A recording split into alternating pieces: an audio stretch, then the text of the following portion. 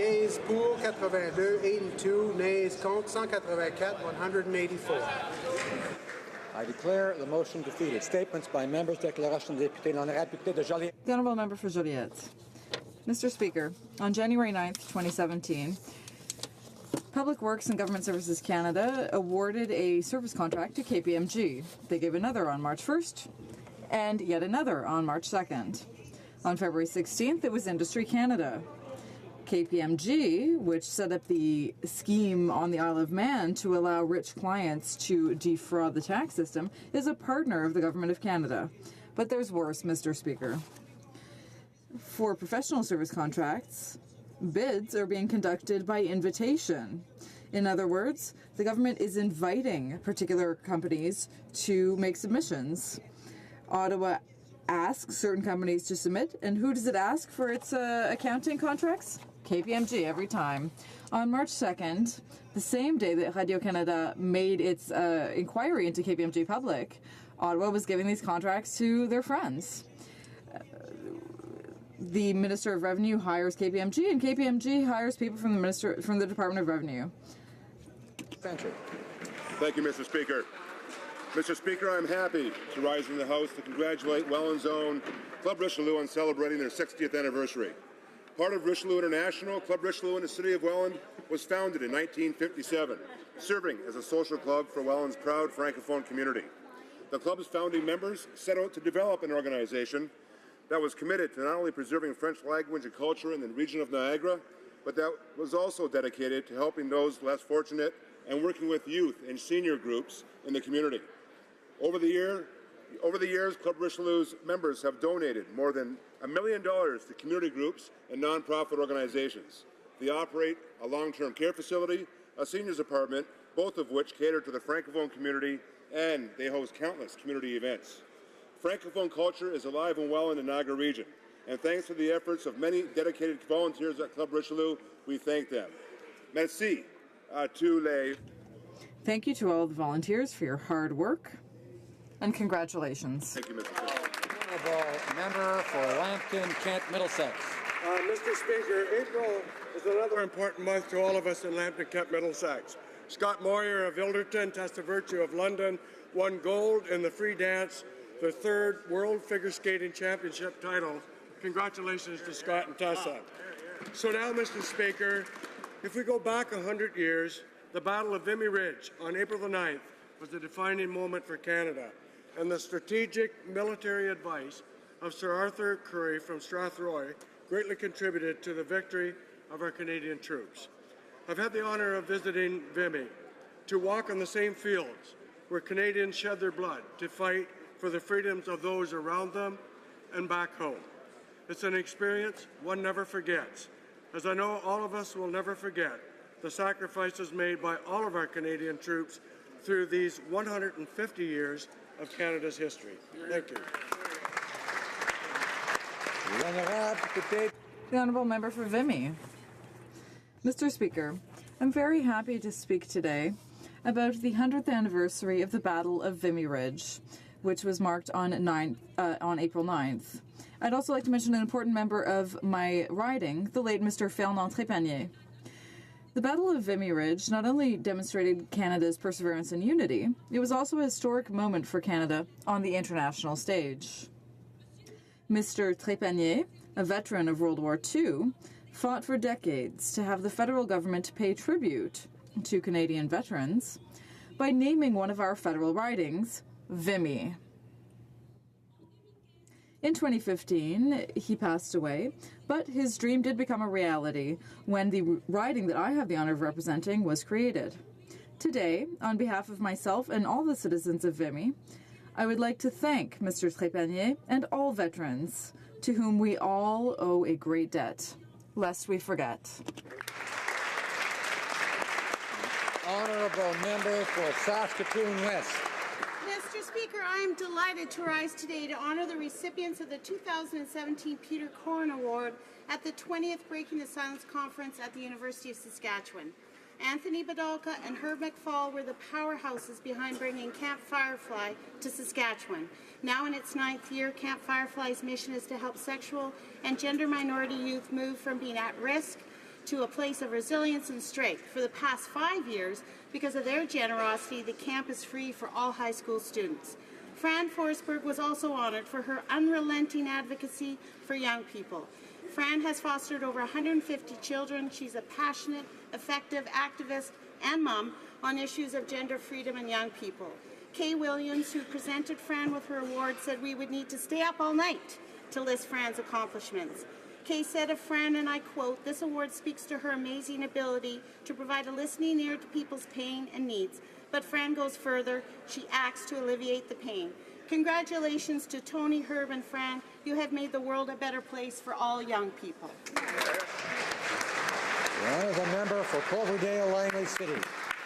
Mr. Speaker, this is a week of triple celebration for the people of Canada and those around the world. Today we mark the beginning of Passover, while this Friday is both the Harvest Festival of HoC and Easter Good Friday. Cherished by the Jewish, Sikh, and Christian communities, these commemorations remind us of the spiritual and cultural diversity of this country and allow us to celebrate alongside Canadians of different faiths, backgrounds, and experiences. They remind us that Canada is both one nation and a collection of many identities that weave together to form the rich cultural tapestry for which this country is known throughout the world.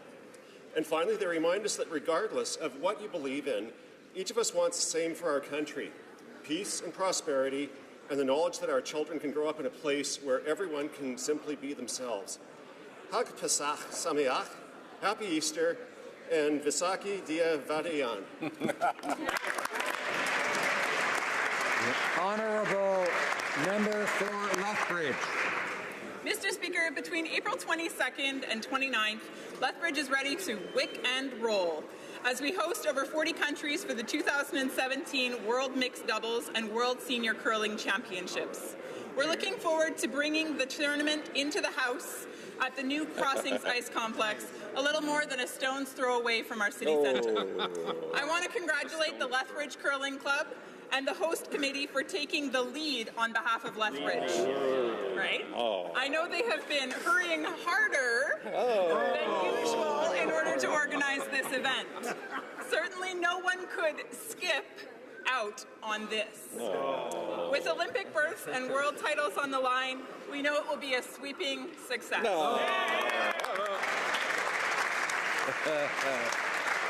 Very funny. The honourable member for Mississauga Centre. Mr. Speaker, last December I stood in this House condemning a terrorist attack against the Coptic Church in Cairo just before Christmas.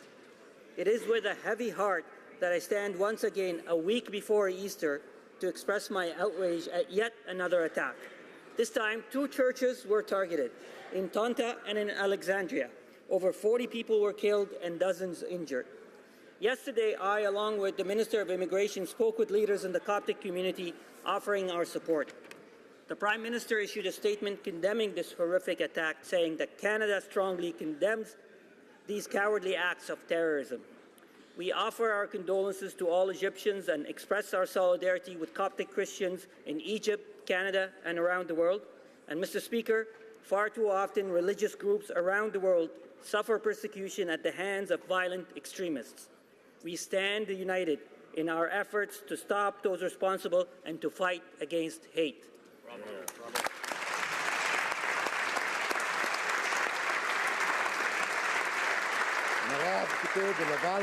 The honourable member for Laval-les-Îles.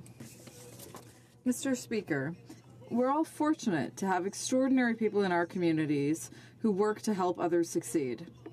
Today, I want to pay tribute to Mr. Francis Vermette, who has been the president of the Maison des Jeunes in Laval-Ouest for the last 10 years.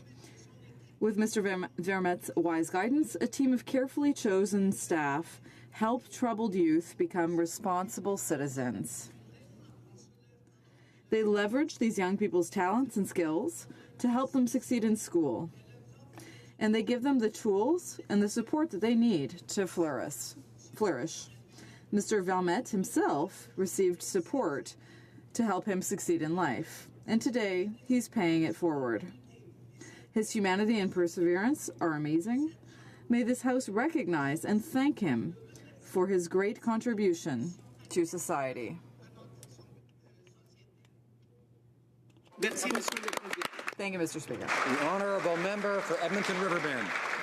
11 years, Mr. Speaker. It's been over a decade since the Edmonton Oilers have played a playoff hockey game. In fact, the last time we did, it was Game 7 of the Stanley Cup Finals. Now, to set the stage, Mr. Speaker, in Edmonton, we like to be humble and modest, with the one exception being the Stanley Cup playoffs. I could stand here and list 99 or 97 reasons why we're the best team, best Canadian team, and anticipating a long spring playoff hockey in Edmonton. However, I'm sure I'll have plenty of opportunity over the coming weeks to continue the success of our team in our brand new Rogers Place Arena. There's a real excitement in the City of Champions, and fans are being encouraged to wear orange. Now, that's typically a color more appropriate with my colleagues on that side of the House. However, Mr. Speaker, in the spirit of seeing our Oilers go far into the Stanley Cup playoffs, many of us fans in the Conservative caucus may have to invest in orange in what's certain to be an exciting few weeks. Bring on San Jose, and let's go Oilers! The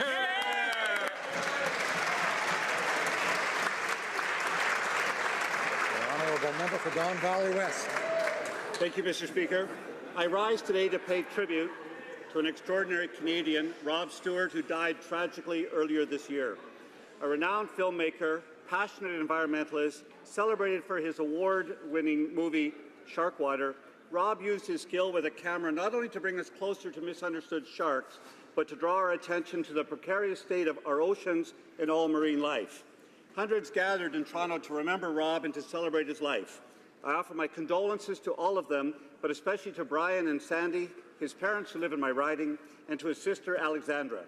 I want to publicly thank Consular Affairs officials, Canadian and American Coast Guards for responding to my request for assistance and for doing all they could to help. Leonardo DiCaprio said of Rob, "The world has lost a man who dedicated his life to protecting oceans and sharks. He will be missed. The world and all its creatures are poorer for the loss." Thank you. The honourable member for Toronto Danforth. Tonight, Jewish people around the world will be celebrating the first night of Passover by sharing a Seder dinner with family and friends. I'd like to wish everyone happy Passover. This week, I, along with the members from York Centre and Eglinton Lawrence, helped to deliver Passover boxes that had been put together by the National Council of Jewish Women of Canada in Toronto. These boxes contained kosher foods for Passover that these families would not otherwise have been able to afford. On Wednesday, members of the Danforth Jewish Circle, Holy Blossom Temple, Be'ahavta, and Congregation Habonim, along with guests from out of the cold, will be joining a community Seder where they will celebrate our collective freedom. Passover is a celebration of freedom from slavery. It's an opportunity to recognize the contributions of our vibrant Jewish Canadian community. Sameach. The honourable member for Sherwood Park, Fort Saskatchewan. Mr. Speaker, yesterday saw another horrific attack on Egypt's Christian community, which killed over 40 worshippers and wounded many others. Yesterday was also the beginning of Holy Week, when Christians mark the death and the resurrection of Jesus. Peaceful sacrificial martyrdom is at the center of the Christian story. God himself gave his life for the redemption of his tormentors. Today's Indigenous Middle Eastern Christian communities live out this peaceful martyrdom on a regular basis, knowing the risks while living their lives of love and commitment as a witness to the Christian gospel. A witness which, despite the hostility throughout the region and widespread indifference in the Western world, has a powerful effect on all who pause to take notice. While grieving the dead, we must also honor their heroic courage and reflect again this Easter on the mystery of the Christian cross, that is, on how the sufferings of the innocent beget the redemption of the guilty. To the Christians of Egypt, we mourn with you, we must do more to help you, and we must follow your example.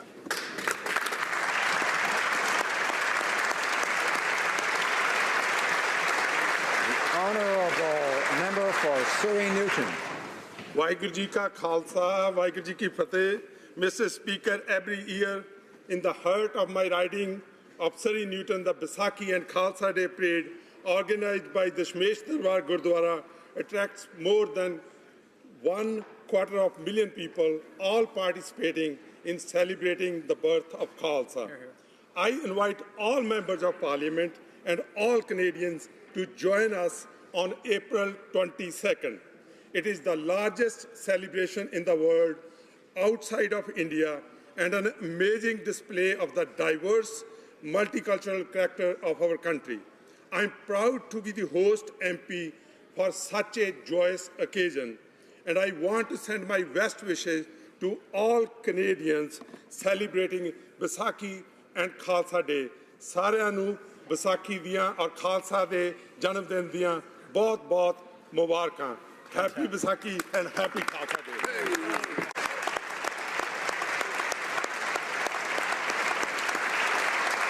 Honourable member for Desnethie, Missinippi, Churchill River. Mr. Speaker, I'm appalled to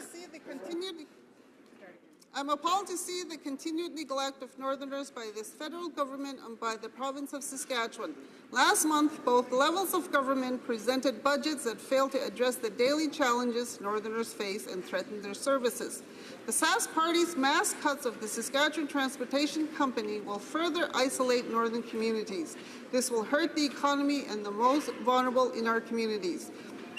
Medical patients, businesses, and students depend on this vital service. Libraries will see their funding cut by 58%, putting at risk programs such as Toddler Story Hour, summer reading camps, and creative writing clubs. Like the teenagers who stood proudly to support the Meadow Lake Library at the Drop Everything and Read event, I invite all residents of Saskatchewan to take action such as signing available petitions. Let me be clear. Sacrificing our essential services due to poor fiscal management by the Saskatchewan government is unacceptable. The Honourable Member for Louis Saint Laurent. Mr. Speaker, 3 years ago today, a great Canadian and a great parliamentarian passed away, the Honourable Jim Flaherty. He was born in Quebec, he was a lawyer by training, and he spent 20 years as the Deputy Minister at both the Queen's Park and then here at the House. He was noted for lowering taxes and by creating the famous TFSA. He also faced one of the worst financial crises since the 1920s, and under his guidance, Canada emerged more quickly and stronger than any other country of the world. But first of all, he was a man. He was a great family man who cared about his sons and who also worked with sick children. In Canada. On his eulogy, Prime Minister Harper said, quote, Jim was driven by conviction of loyalty to the causes and on duty to the country. He believed he had taken a responsibility from all of us, our family, not just his own, but he was prepared to make sacrifices, ultimately, although he did not know it, to sacrifice himself, unquote. That was the essence of the man, a strong Canadian, strong family man, strong value. We miss you, Jim.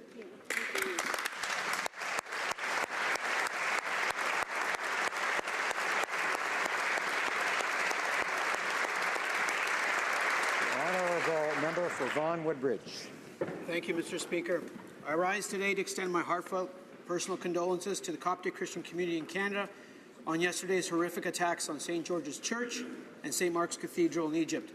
These cowardly and senseless bombings struck those attending Palm Sunday services marking the beginning of Holy Week. The days leading up to Easter are the most important time for Christians around the world, when we contemplate rebirth and renewal and reflect on the values of peace and tolerance. Regrettably, Coptic Christians, as well as other Indigenous religious minorities, continue to suffer persecution at the hands of violent extremists. During Holy Week and throughout the year, we speak with one voice in our condemnation of violence and oppression and stand in solidarity with our Christian brothers and sisters in embracing the shared values of inclusion, diversity, and peace. Thank you, Mr. Speaker.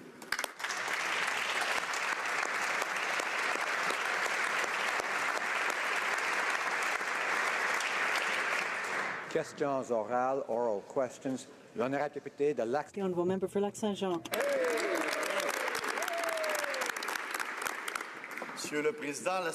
Mr. Speaker, last week, a presumed murderer was released under the Jordan decision, and the government boasts about new processes, but the process isn't working. I was member of a cabinet that took decisions, and based on recommendations for the Judicial Council, judges were qualified based on their qualifications, and we appointed judges. Their system isn't working. People are being released because there aren't enough judges. When are they going to understand that, Mr. Speaker? The Honourable Minister of Justice.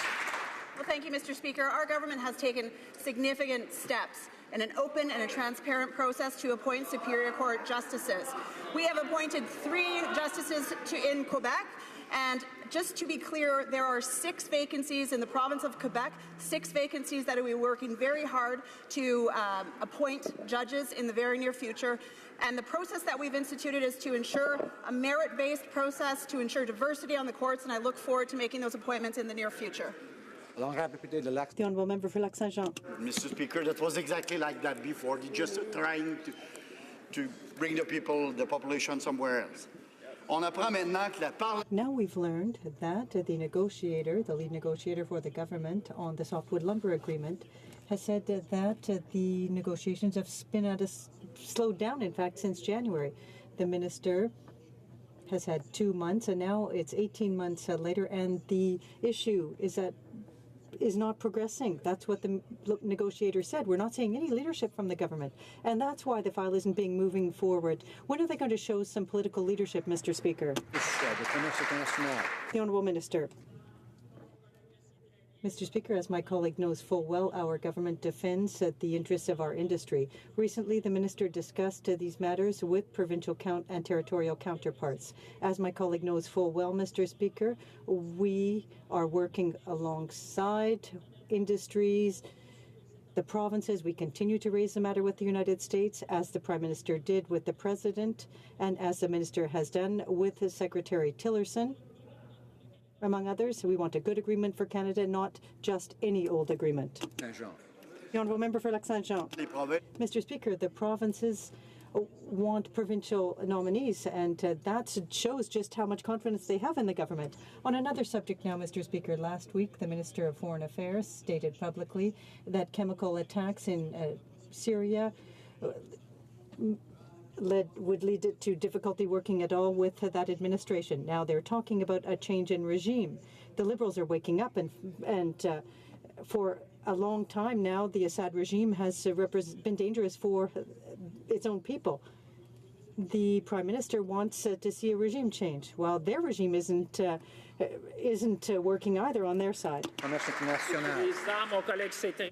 My colleague knows full well, Mr. Speaker, that the use of chemical weapons last week was a war crime. As our Prime Minister said, Assad and his regime must be held accountable.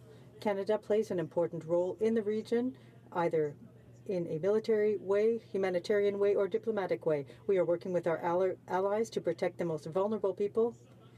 We are committed to providing 1.6 million, and Canada has brought in more than 40,000 refugees. The people of Syria deserve a violence-free life. Mr. Speaker, the position of the Prime Minister and the Minister of Foreign Affairs on Syria and the Syrian regime has changed a number of times over the past few days.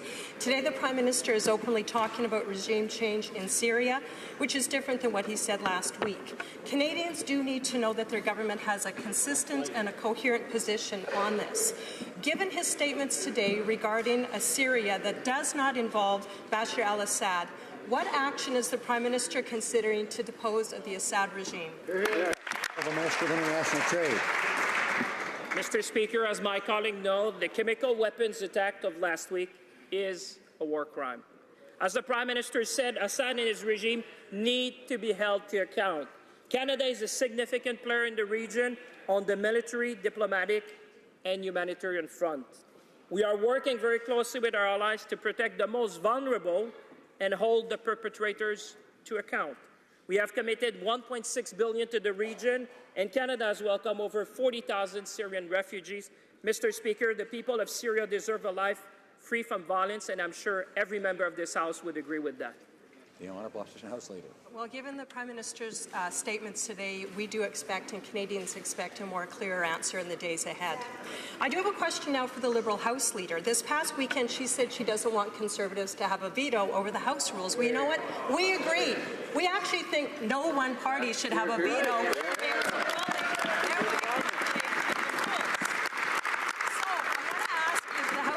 Agrees that the same principle should apply to the Liberals and that no one party gets a veto, but rather we work by consensus. And please, no word salad, an actual answer would be very refreshing. Honourable Government House Leader. Mr. Speaker, that time and time again, would like nothing more than to see all members in this place working better together, having a conversation, having a dialogue, actually sharing their constructive feedback as to how to modernize this place. It's an important conversation to have. I will continue encouraging all members on all sides to have this important conversation. Thank you, Mr. Speaker. Député d'Outremont. The honourable member for Outremont. Speaker, it's the responsibility of the Justice Minister to appoint judges in a timely manner.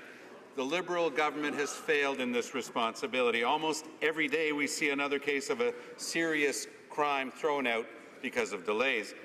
A 21-year-old woman was stabbed to death, but the case against her accused murderer was just thrown out and he is now free. How many cases have been thrown out because of these unacceptable delays? The Honourable Minister of Justice. Well, I'm happy again to stand up to speak about the appointments process that we've instituted for the open and transparent process for the appointment of Superior Court justices. In the time that I've been minister, I've appointed 47 Superior Court justices, including 22 deputy justices. There are 6 vacancies in the province of Quebec, which accounts for about 3.6% of the judicial complement. I am working extremely hard to ensure that substantive candidates are appointed to the Superior Courts on an ongoing basis. I encourage member for Abbotsford and others not to interrupt when someone is speaking. They don't have the floor. Now, member for Outremont. Mr. Speaker, the question was how many cases have been thrown out in the time that she's been Minister of Justice. She knows the answer, but she refuses to give it to Canadians. The government continues to prosecute young people who smoke pot, but the guy who is accused of having killed his wife is free as a bird because they didn't appoint enough judges to hear the case. That's negligence, incompetence, but above all, it's dangerous for the public. Why all of these delays? Honourable Minister of Justice. I'm happy to stand up. I'm assuming that the question is speaking to the delays in court. I am very mindful of the Jordan decision that came out of the Supreme Court of Canada, very mindful indeed, and I'm working towards having a meeting with my counterparts in the provinces and territories to discuss delays in our courts. There is no one reason why there are delays in our courts, but we are working in a coordinated manner, myself, the provinces, and the territories, to ensure that we come up with solutions which haven't been come up with for decades. This is the commitment that I've made. This is a commitment that my counterparts have made, and I look forward to reporting on solutions that we're going to be bringing forward. Member for Outremont. Justice Minister doesn't get to blame the Supreme Court. She's responsible for the nomination. She's responsible for the delay. The minister isn't just facing problems linked to the criminal justice system. Our military justice system is completely outdated. A new book discloses just how far the system goes in depriving soldiers of their basic rights, like a jury trial. Why such long delays to ensure that those people who defend our rights can have their rights respected? Honourable Minister of Innovation. Mr. Speaker, I'd like to say that this is a very important issue and we recognize this. We want to make sure that our men and women get the appropriate justice that they deserve and make sure that they have the appropriate process that is provided to them, and that is why we will work with them to make sure that this process is followed properly, Mr. Speaker. The Industry Minister? Really, Mr. Speaker? As Canada marks the 100th anniversary of the Battle of Vimy Ridge, we are all reminded of the sacred duty of those who often sacrifice their lives and health in the service of our country. Here at home, the Liberal government has taken no action to live up to their campaign commitment to restore a fair system of lifetime pensions for injured veterans. Does this government think that it is honourable to fight veterans in court here in Canada while the Prime Minister lauds their heroism in France? The Honourable Minister of Public Safety. Mr. Speaker, the government is indeed committed to a pension for life option, and we committed in Budget 2017 to announcing further details of that option later this year. We've listened to the stakeholders who have asked for a solution that improves outcomes for veterans and their families. They also asked that we take the time to get it right, and we are doing exactly that. The honourable member for Louis Saint-Laurent. Well, thank you, Mr. Speaker. Mr. Speaker, by refusing to provide a specific game plan for balancing the budget, the Liberal government is failing in its duties because there isn't a single head of household that would be able to survive by filling out credit cards and paying just the interest. No accountant would be able, or no one would be able to manage a business without knowing when they're going to balance a budget. That makes no sense. The Liberal government isn't paying attention to that. Here's my question. It's a simple one. When will they balance the budget? When will Canada see a balanced budget? The Honourable Minister. Mr. Speaker, we have a plan to improve the economy, and it is starting to work. We have seen unemployment rates drop over the past year. We're seeing new jobs, full-time jobs. This is a very different situation for Canadian families. Our plan is working, and it's improving the situation for Canadian families across the country. The Honourable Member for Louis-Saint-Laurent. Lovely figures, but no date. Mr. Speaker, last Friday, the government was proud to say that they had agreement between the provinces on free trade, and it's historic, they said. Well, it's historic because it's a historic failure, Mr. Speaker. It isn't dealing with the most essential issues for Canadians. It's complicating the situation in certain areas. And instead of dealing with the wine or alcohol beer situation, they're taxing it more. Mr. Speaker, why is the government refusing to free beer and wine in Canada? The Honourable Minister of Innovation. Our government had to play the leadership role in making sure that the liberalization of alcohol was part of the Canadian Free Trade Agreement. This is an historic agreement that covers the entire economy from coast to coast to coast. All provinces and territories have signed on, and this shows how we can work together and negotiate an agreement. If you're a Liberal or a Conservative or NDP, we can all come together to make sure we grow the economy, create jobs, reduce red tape, make sure we're more competitive, create good quality jobs, and strengthen the middle class. Honourable Member for Foothills. Mr. Speaker, the Liberals like to think of themselves as free spirits, but when it came to Canada's free trade agreement, they didn't free the beer, they didn't free the grapes, they didn't free the spirits. In fact, they didn't really free anything at all. The Canada Free Trade Agreement has more goods and services excluded than included. In fact, not only did the Liberals exclude beer, wine, and spirits in the budget, they slapped a tax increase on them. Mr. Speaker, it's an escalating tax that will increase their costs year after year, putting our craft brewers, distillers, and vineyards at risk. Mr. Speaker, why did the Liberals fail on free trade? Why did you fail to free the beer? Minister of Innovation. Mr. Speaker, we actually have an agreement with the provinces and territories. The Canadian Free Trade Agreement is the most ambitious free trade agreement signed with the provinces and territories.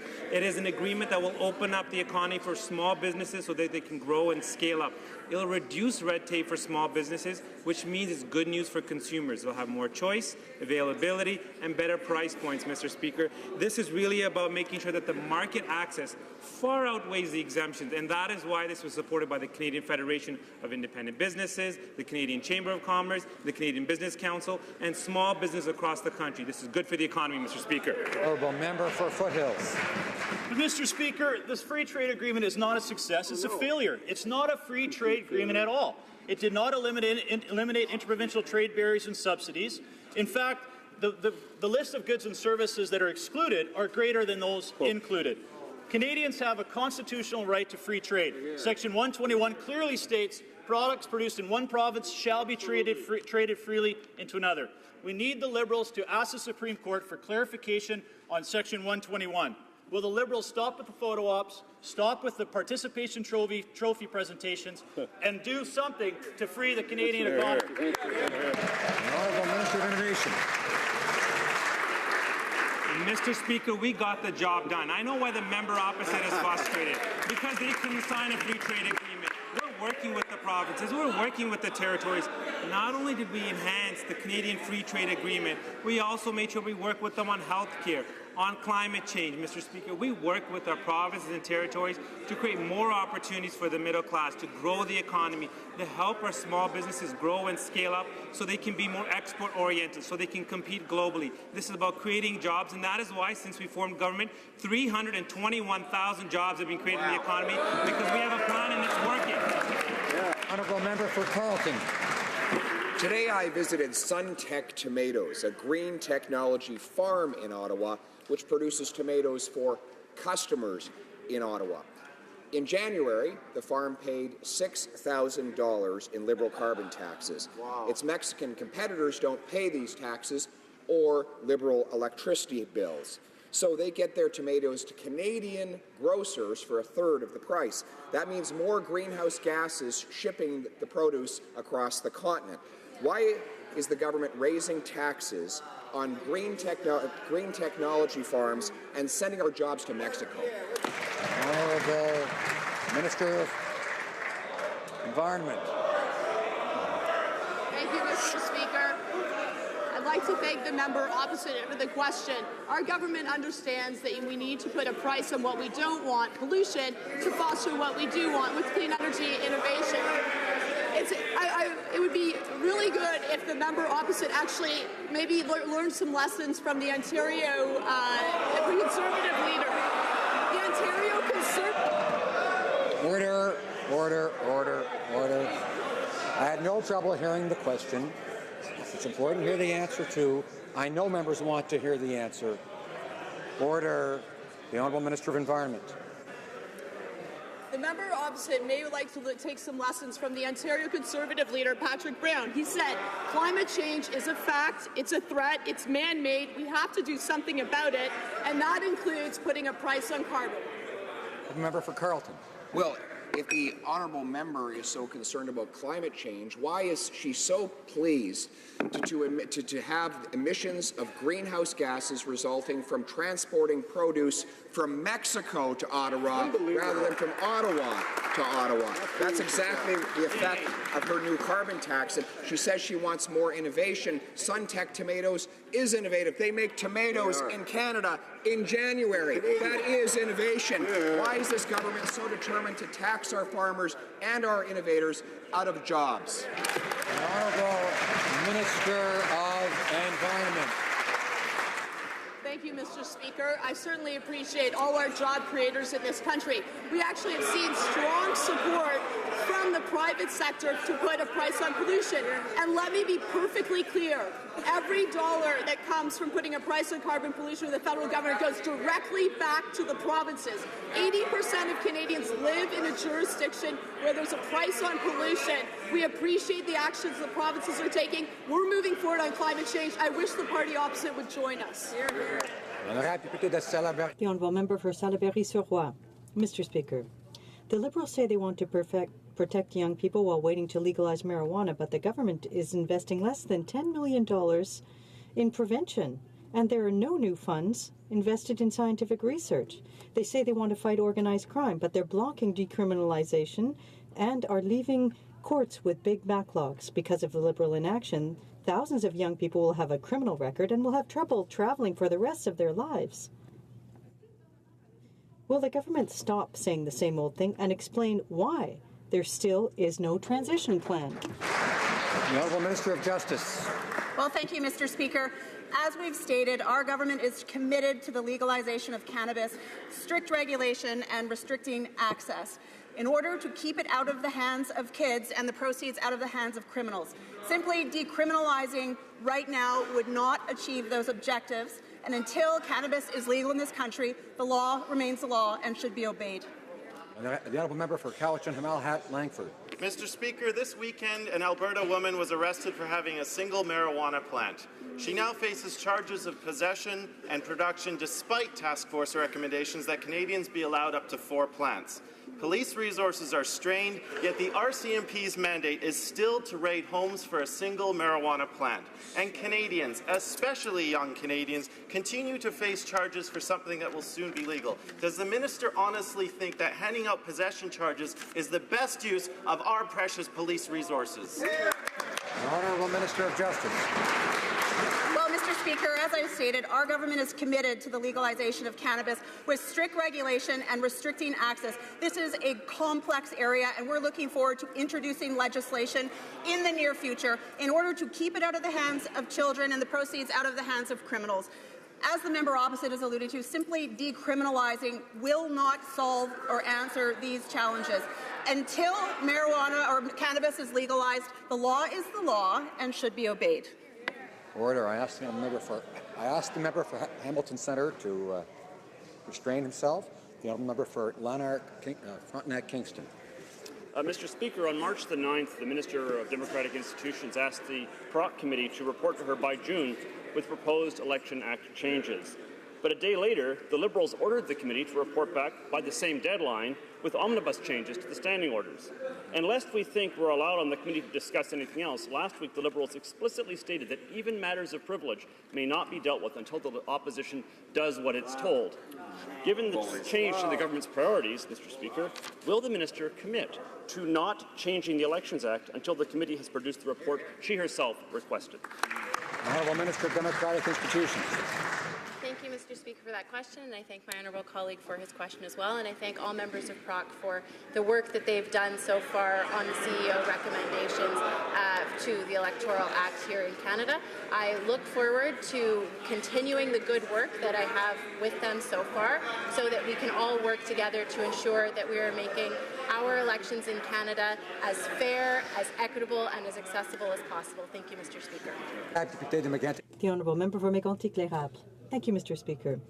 The leader of the government House leader rather, spoke to the media, and during the interview she said, and I quote, "I will not give a veto to Conservatives on Liberal Party promises." Mr. Speaker, the government doesn't need the opposition to break its promises. It's more than able to do that on its own. Small $10 billion deficit, broken promise. Electoral reform, broken promise. When will the government House leader acknowledge that changing the rules requires the unanimity of members of Parliament? The Honourable Government House Leader. Mr. Speaker, I have said on several occasions we want to have a conversation and a discussion because I know that we can modernise the way that we work in the House. I encourage all members to participate in this conversation. Thank you, Mr. Speaker. Airdrie. Mr. Speaker, I think the government House leader needs to check her definition of conversation and discussion. She states this is just a conversation, but last time I checked, this conversation involves the Liberals trying to ram through substantive changes in an arbitrary time frame that would simply remove Liberal accountability to Canadians by limiting debate and giving the Liberals unprecedented control over the House of Commons and its committees. So, Mr. Speaker, will Liberals try to stop spinning this as a conversation and call it what it really is, an affront to Canadian democracy? Hear, hear. Honourable Government House Leader. Let's talk about some of these ideas that are in the discussion paper. There was a substantial debate in this place. All members of Parliament were able to participate. This is work that was sent to the PROC committee. The discussion paper is asking them to broaden the scope of that committee. And let's look at some of these ideas. Some of these ideas that we shared with Canadians during the campaign were in direct result to the Harper government's approach. We know that that approach did not work. We know we need to modernize this place. Let's have some substantial conversation. Let's have some constructive feedback. Thank you, Mr. Speaker. Member for Banff-Airdrie. Well, yesterday when the government House leader said that she wanted all members of Parliament to be able to come together and really be able to provide some constructive feedback. Well, on this side of the House, all the opposition parties already all have come together to stand firmly against this Liberal power grab.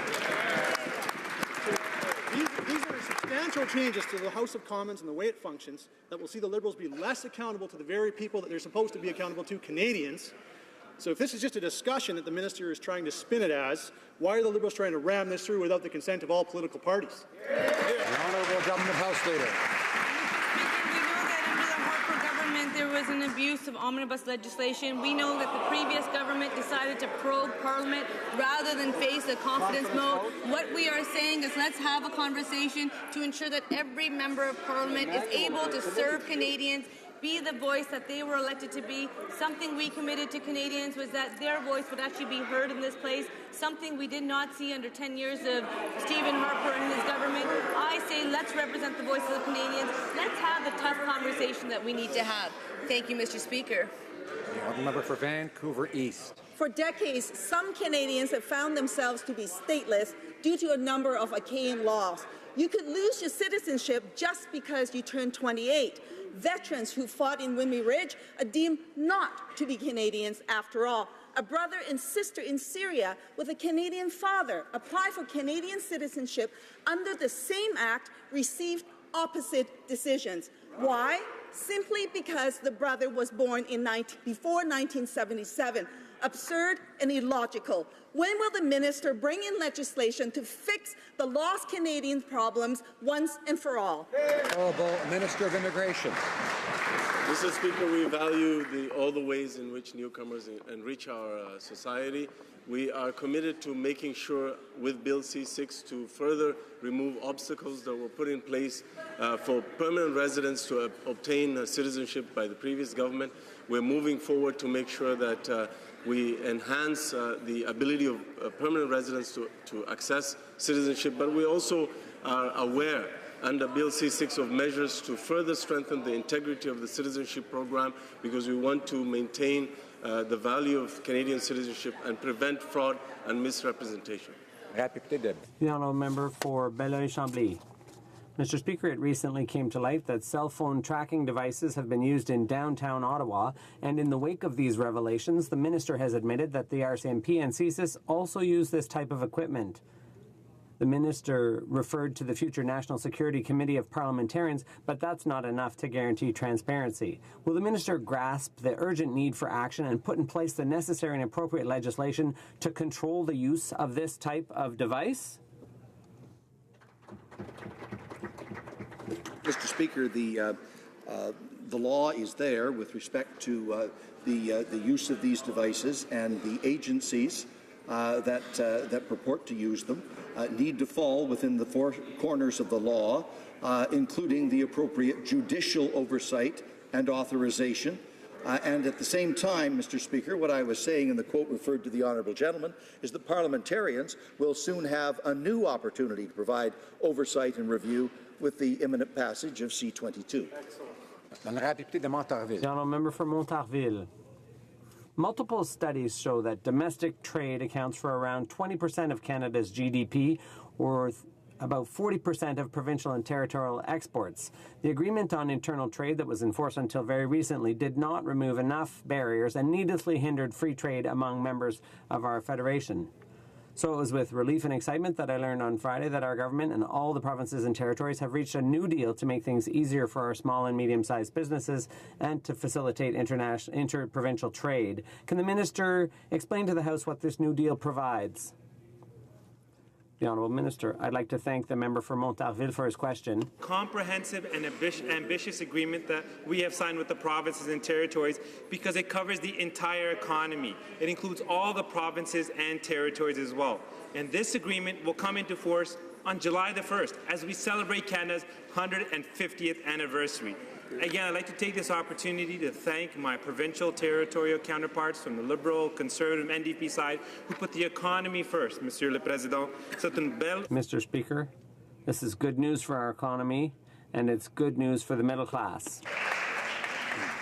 Mr. Speaker, The Liberals initially made no mention of Russian complicity in Syria's war crimes, not even of Russia breaking its guarantee to remove chemical weapons from Syria. Today, the PM said he was open to possible new sanctions against Russia. Well, last week, the Foreign Affairs Committee unanimously recommended expansion of Canada's sanctions regimes to apply to gross violators of human rights. Mr. Speaker, how long will the Liberals delay in finally imposing meaningful new sanctions on Russia? The Honourable Parliamentary Secretary to the Minister of Foreign Affairs. Mr. Speaker, I thank my honourable colleague for his question. He will know that the report was tabled at the end of last week, and we will take our time to review the report, including the extra sanctions measures that were included in it. The Prime Minister has also stated clearly that Russia and Iran must be held morally responsible for what happened last week, those chemical weapons attacks in Syria, which were war crimes. Our position against Russia remains firm and clear. We were the party that increased sanctions against Russia, including supporting the sanctions of the previous government. Thank you. Honourable Member for Thornhill. Well, Mr. Speaker, the Liberals have been dragging their feet on the Magnitsky sanctions for a year and a half. Mr. Speaker, the Prime Minister's ever-shifting position on the Syrian conflict goes back for years. In 2015, he said the Conservative government's desire to expand Canada's presence into Syria was a worrying trend. That was when Canada's CF-18s were flying targeted missions against Daesh in Syria. Now the Prime Minister seems to be calling for full-scale regime change in Syria. What exactly is he proposing? What will he think tomorrow? Honourable Parliamentary Secretary. Mr. Speaker, again, I reiterate that the chemical weapons attack last week is a war crime. Canada has been and remains a significant player in the region, both militarily, diplomatically, and on the humanitarian front. We've committed $1.6 billion to the region to be there to help the most vulnerable who are in that part of the world. We continue to work closely with international partners. Last week, the Minister participated in the Brussels conference on the future of Syria, and today she's gathered in Italy with other G7 foreign ministers. We've welcomed over 40,000 Syrian refugees and continue to stand up for their brothers and sisters in that war-torn part of the world. Honourable Member for Beauport-Limoilou. Mr. Speaker, since the implementation of Phoenix in February 2016, we've seen our government workers and their families going through hardship all across the country. Last week, the minister claimed she didn't have the power to override the deputy minister's decision to give $5 million in bonuses to departmental executives. If that's the case, what use is cabinet? When will this government finally govern, show some leadership, and cancel the decision to pay these bonuses at public services? The Honourable Parliamentary Secretary. Thank you, Mr. Speaker. As the member knows full well, solving these problems that we inherited from the previous government is one of our highest priorities. And senior executives involved in Phoenix were not given bonuses. We will continue to allocate the necessary resources to address the situation, and we have been assured that the Deputy Minister did all the necessary performance reviews and saw to it that people received only what they were entitled to. The Secretary is new to his file, so I'll fill him in on something. Your government was responsible for starting Phoenix. Your government is...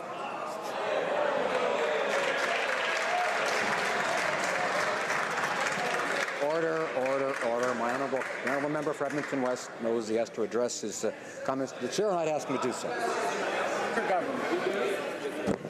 Their government. Now, the minister paid out $5 million in bonuses to the officials who implemented the disastrous Phoenix Pay program. Add that to hundreds of thousands of dollars for the Prime Minister's trip to Billionaire Island, and tens of millions paid to the executives of Bombardier. It's clear the Liberals are out of touch with the real middle class in Canada.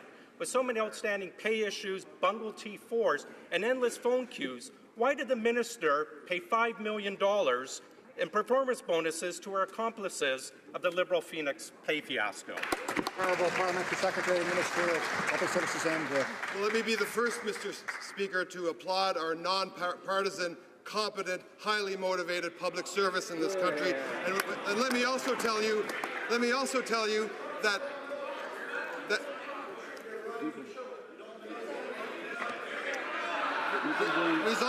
resolving the pay problems in Phoenix, Mr. Speaker, is of course our ongoing priority. No bonuses were paid to the senior executives involved in the Phoenix pay system. The Auditor General is now investigating the very origin, something which the member across me wished to be concerned about, of the Phoenix pay system, and we have been assured that each public servant has been evaluated on a case. The member for South Okanagan West Kootenay. Mr. Speaker, last week I attended the Council of Forest Industries convention in Vancouver, and I heard concerns about the softwood lumber negotiations. Canada's chief negotiator said that this issue doesn't appear to be front of mind for the new U.S. administration. We also heard that Canada needs to engage American businesses that would be hurt by higher lumber prices to press their government for fair treatment of the Canadian forest industry. So what is the minister doing to ensure that the Canadian forest industry is more front of mind for the Americans? Thank you. Secretary of Minister of Foreign Affairs. Mr. Speaker, the honourable colleague across the way knows that this government is vigorously defending the interests of our industry, and that just last month the minister had a call with her provincial and territorial counterparts on that file, and the government remains very much engaged in that matter. We continue to raise this important issue with our U.S. counterparts, as the Prime Minister did in Washington, and with the President over the phone, and as the Minister of Foreign Affairs has done with both Secretary Tillerson and Secretary Ross. We're looking for a good deal, Mr. Speaker, not just any deal. The honourable member for North Island Powell River. Mr. Speaker, a new report by the BC Office of the Canadian Centre for Policy Alternatives studying poverty and equity among British Columbian seniors offers us a daunting portrait of the situation on the ground. The report shows that 42% of BC seniors are currently experiencing core housing needs, with no housing funding until after the next election, and report after report demonstrating a crying need for support now. How can the Minister of Finance tell Canadian seniors that housing is just not available? The Minister of Social Development. Thank you, Mr. Speaker. I'm very grateful for this opportunity to talk about the importance of looking after the welfare and the well-being of our seniors. Last year, Mr. Speaker, we brought back to 65 years old the age of eligibility to old age security, which is going to prevent 100,000 vulnerable seniors from falling into severe poverty. We also reached last June a historic agreement with all provinces and territories, which is going to take 300,000 vulnerable seniors out of income insecurity over the next years. Honourable member for St. Albert, Edmonton. Last week, charges against a Quebec man accused of murdering his wife were thrown out of court due to delay. For months, the Minister of Justice has been aware of the urgent need to fill judicial vacancies to prevent more cases from being thrown out of court. And for months, the Minister has abdicated her responsibility to fill judicial vacancies in a timely manner. How many more accused killers will walk free before this minister starts doing her job? Honourable Minister of Justice. Thank you, Mr. Speaker. Our government has taken significant steps to move forward with a new judicial appointment process that is open, that is transparent, that ensures diversity on the bench. Since I've been Minister of Justice, I have appointed 47 Superior Court justices, 22 deputy judges, 17 of which are from the honourable member's province of Alberta. We are continuing to move forward with appointments. I will be making announcements in the near future. And with respect to the province of Quebec, there are 6 judicial vacancies, and I will be moving forward with filling those as well. The honourable member for Montmagny-Lilley, Kamouraska, Rivière-du-Loup. Mr. Speaker, the Association of Women's Shelters has condemned the release of a Montreal man accused of killing his wife on account of undue delay. Premier Couillard and Minister Vallée have issued a call to action given the federal Liberals' failure to appoint judges to address the situation. How many other wife killers and criminals will have to be set free before this Prime Minister, a self-proclaimed feminist, decides to do something about his ineffectual selection process? Justice. Well, thank you, Mr. Speaker. Our delays in the justice system are not new. They existed under the previous government, who for 10 years failed to do anything about it. I'm incredibly proud of the judicial... Order. Members in all parties usually can sit through question period. The honourable member. Parties are usually able to sit through question period without reacting to what they hear. And I ask others to do the same. The Honourable Minister of Justice has 20 seconds. Well, thank you, Mr. Speaker. I'm incredibly proud of the new judicial appointments process that we've instituted. I will continue on a regular basis to appoint Superior Court justices. And again, this question of delay, there is no one simple solution. That is why I'm continuing to work with my counterparts in the provinces and territories, including Quebec, and I'm very much looking forward to having a meeting among the Attorneys General in the country at the end of this month. The honourable member for St. Albert, Edmonton. Mr. Speaker, instead of patting herself on the back, the minister should be ashamed of herself. The minister, there are nearly 60 judicial vacancies across Canada. Since coming to office, the minister has appointed only 3 judges in the province of Quebec, leaving multiple vacancies. Meanwhile, more than 800 criminal cases in the province of Quebec are at risk of being thrown out of court. Mr. Speaker, if the minister won't do her job, then will she get out of the way so that someone else can? Honourable Minister of Justice. proud of the job our government is doing in instituting a new judicial appointments process. I have appointed 47 justices to the Superior Court in this country, as well as 22 deputy judges.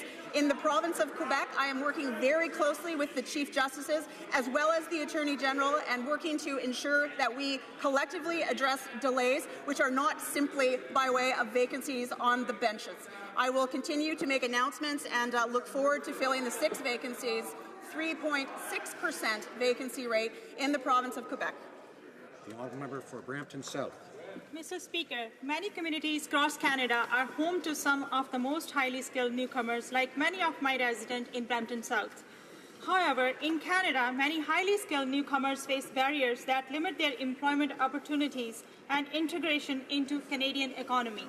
Can the Minister of Immigration, Refugees and Citizenship please update this House on how Budget 2017 supports newcomers as they go through their foreign credential process? Thank you. Minister. Mr. Speaker, I want to thank the honourable member for Brampton South for her question and for her strong voice for newcomers. Budget 2017, as part of Budget 2017, our government is investing $27.5 million over the next 5 years and $5.5 million ongoing after that to make sure that we have a targeted employment strategy for newcomers. This includes pilot programs to further assist newcomers as they access the Canadian labour market. It includes loans to cover the high cost of accessing licensing and also licensing and credential recognition through that. The honourable member for Brandon Souris. Speaker, desperate for new revenues, the Liberals have tripled the amount of taxes that seasonal campgrounds have to pay. Due to this tax hike, the Meadowlark Campground Co-op in Brandon, which is owned by the adjoining trailer park residents, may have to be forced out of business, Mr. Speaker. The campground profits will be eaten up by the Liberals' government's taxes, and the homes of the residents are now threatened. Will the Liberals reverse this tax hike so the Meadowlark Campground owners won't have to sell their property and lose their homes? Minister of National Revenue. Mr. Speaker, our government is committed to making sure that Canadians pay their fair share of taxes. With respect to the tax deduction in question, I'd like to tell my colleague that we have not changed the rules. And I'd also like to remind my colleague opposite that when his party was in power, consultations with stakeholders took place, and they didn't change the rules, Mr. Speaker. The honourable member for Longueuil-Saint-Hubert. Mr. Speaker, there's rarely been so much talk about Canadian history as there has been since the series The Story of Us first aired. From the very first episode, everyone's been riled up. English actors playing French pioneers, no mention of the Acadian deportation or Port Royal, or the fact that the First Nations were here for a millennium before. The 150th birthday bash is off to a bad start. Does the Prime Minister's introduction of the series mean that he condones the shortcuts taken by this historical series? The Honourable Parliamentary Secretary. Mr. Speaker, our government recognizes the significant contributions of Acadians, Francophones, and Indigenous peoples to our history. We also recognize that CBC is an arm's-length Crown corporation. It would be inappropriate to comment on the content of this series. In order to preserve that independence, I would encourage my colleague to express his concerns to CBC directly. Thank you, Mr. Speaker.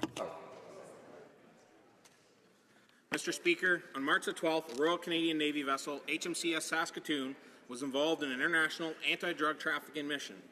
HMCS Saskatoon helped the United States Coast Guard seize over 600 kilograms of cocaine in international waters off the coast of Central America.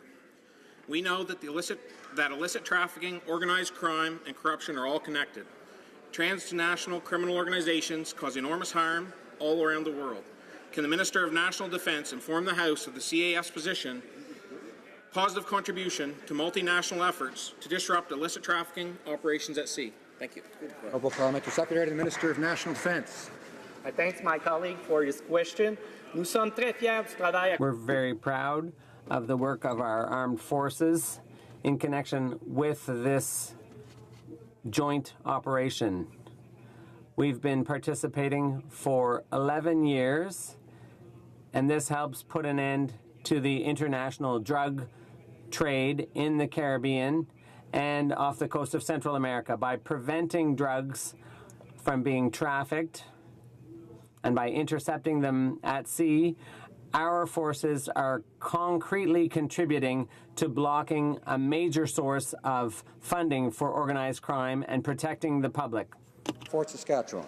Mr. Speaker, the Liberals claim that all of our diplomatic missions are speaking about human rights. Our ambassador in Burma has made a number of recent visits to Rakhine, but public comments actually support the Burmese government's campaign of misinformation. A Facebook post from the embassy says that our ambassador, quote, visited communities displaced by intercommunal violence, end quote. Wow. But people aren't being displaced by intercommunal violence. It's a state-run campaign of ethnic cleansing. Right. So why are the Liberals saying one thing about human rights in this House, but nothing at all abroad? Yeah. Honourable Parliamentary Secretary to the Minister of Foreign Affairs. Mr. Speaker, as always, I thank my friend across the way. He will know that we are seized of the situation in Myanmar as it relates to the Rohingyas and that human rights is a top priority in all our relations internationally. Recently, the minister spoke with the UN Special Rapporteur on the situation of the Rohingyas, and recently our Parliamentary Secretary for Consular Affairs, my colleague, met with the United Nations High Commissioner for Refugees. Our political will on this matter is clear. We strongly support the international fact-finding mission led by the UN Human Rights Council. The promotion and protection of religious minorities is a priority for us. Thank you. The honourable member for Pierre Boucher, Les Patriotes Verchères. Mr. Speaker, in light of the Jordan decision, the Parti Québécois, the official opposition in the National Assembly, is calling on the government of Quebec to use the notwithstanding clause. It's come to this, contemplating using the notwithstanding clause, because Ottawa has once again been negligent. We're on a slippery slope. Confidence in the justice system is crucial. Does the Minister of Justice realize that by leaving vacancies on the Superior Court bench, criminals are going to go free? Minister of Justice. Well, thank you, Mr. Speaker. I'm pleased to stand up to again talk about the judicial appointments process that we've instituted. I am very happy to have appointed 47 justices to the Superior Courts, 22 deputy justices, and my friend across the way speaks about vacancies in the province of Quebec. There are 6 vacancies in the province of Quebec. I am working very closely with the Chief Justices, certainly my counterpart, to ensure that these vacancies are filled. And I'm also very pleased that Budget 2017 identified 28 new positions for judicial appointments. The honourable member for Rivière-du-Nord. Mr. Speaker, women's shelters fear that the Jordan decision will allow murderers to go free. A stay has even been applied for in a rape case. People's safety is at risk, as is public confidence in the court system, all because of this government's dangerous negligence. We know there's to be a meeting of ministers by the end of the month, but in the meantime, what's the minister waiting for? Why not make the 14 appointments Quebec so badly needs? It's urgent. Chair of Justice. Well, thank you, Mr. Speaker.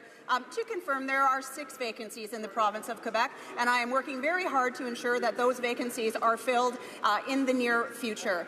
In terms of court delays, there is no one simple solution with respect to court delays. That is why I'm working with my provinces, my counterparts in the provinces and territories. We will be meeting at the end of the month to talk about what we can collectively and coordinatedly do to address delays. And this is something that we're all committed to ensuring that we address in the near future. The honourable member for Joliette. Mr. Speaker, last week the National Assembly's Finance Committee made 38 recommendations to put an end to tax havens. While the Revenue Minister tries to convince us that Ottawa is cracking down on tax evasion, her government is giving contracts to the tax evasion experts, KPMG. How does the Revenue Minister explain the fact that KPMG is still on retainer with the government despite the Isle of Man scandal? Are we to gather that the Liberals don't see tax fraud as a problem? The Honourable Revenue Minister. Mr. Speaker, our government is resolute in cracking down on tax evasion. In 2017, our government, in its budget, set aside $444 million to fight tax evasion, and that was last year. And this year, $524 million. We've managed to recover $13 billion in tax avoidance, some of it through voluntary self-disclosure. We take this matter very seriously, and those who choose to take part in tax avoidance schemes will suffer the consequences. This brings question period to an end for today.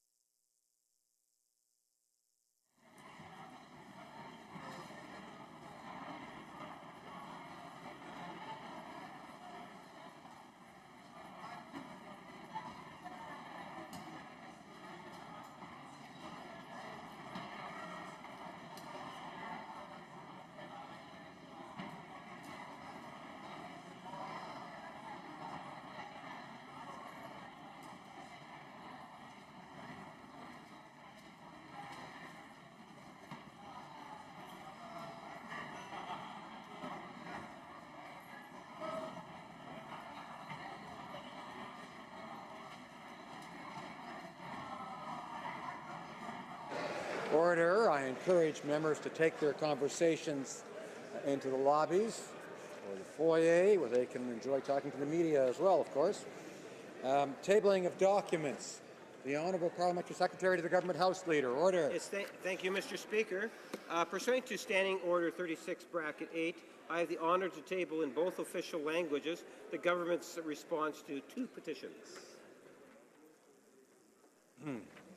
Dépôt de projet de loi émanant du gouvernement. Tabling of documents, introduction of government bills, statements by ministers, reports from interparliamentary delegation. For Don Valley East. I'm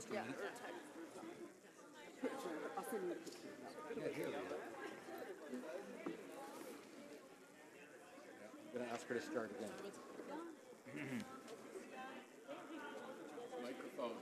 Order, order, order. I wasn't able to hear it. The honourable members weren't able to hear the honourable member for Don Valley East. Just make sure that her microphone is on. Okay. Now it works. Okay. Monsieur le Président, conforme. Mr. Speaker, pursuant to Standing